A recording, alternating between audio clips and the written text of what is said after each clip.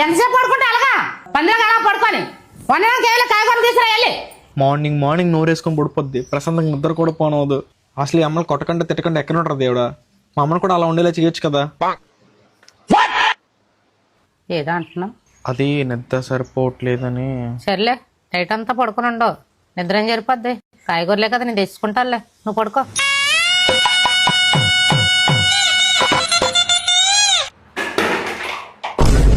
అమ్మ నేను చూసుకోలేదు, చేతులు పడిపోయింది. నేను క్లీన్ చేస్తానులే, నేను క్లీన్ చేస్తాను. ఏం పర్లేదులే, అయ్యే కదా నేను ఎత్తిసుకుంటానులే, నువ్వు వెళ్ళు. దేవుడు నిజంగానే సీరియస్ తీసుకున్నాడు అంటావు ఏంటి? అసలు ఏమనట్లేదు. ఇంకేంటి మరి అనందిని సార్? ఒరే నీకు మళ్ళీ చేస్తాను రా. పర్లేదు మాట్లాడు, ఏదో అవసరం ఉంటుంది కదా, మాట్లాడేసి తొందరగా తిని. ఓడి అమ్మ ఈ చేంజ్ థియేటర్ ఎంత ఘోరంగా ఉంది.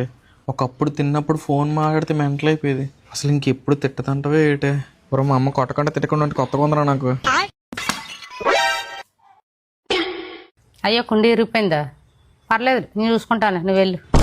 ఓడి అమ్మ తిట్టకుండా ఉంటే ఎంత దారుణంగా ఉంటుందని ఇప్పుడు అర్థమవుతుంది. మదర్ ఫీలింగ్ రావట్లేదు, ఏదో తేల్చేయాలి అర్జెంట్ గా. అమ్మ ఎందుకమ్మా ఎన్ని చేసిన అనట్లేదు? నువ్వు తిట్టడం కంటే సైలెంట్ ఉంటే ఇంకా డేంజర్ లో ఉంది. తిడితే ఇంకా ప్రశాంతంగా ఉంటదేమోనమ్మా. నువ్వు ముందులాగా అయిపోమ్మా. దేవుడా మా అమ్మ నార్మల్ చేసి బంగారం అలాంటి కుండి మండ పెట్టావు కదరా, పనికి మళ్ళీ ఎదవా, బాడుక ఎదవా, చెత్త ఎదవా.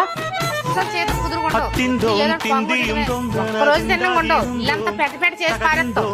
నీకు ఇలా కాదురా, తెగులుతున్నా కానీ బుద్ధి రాదురా.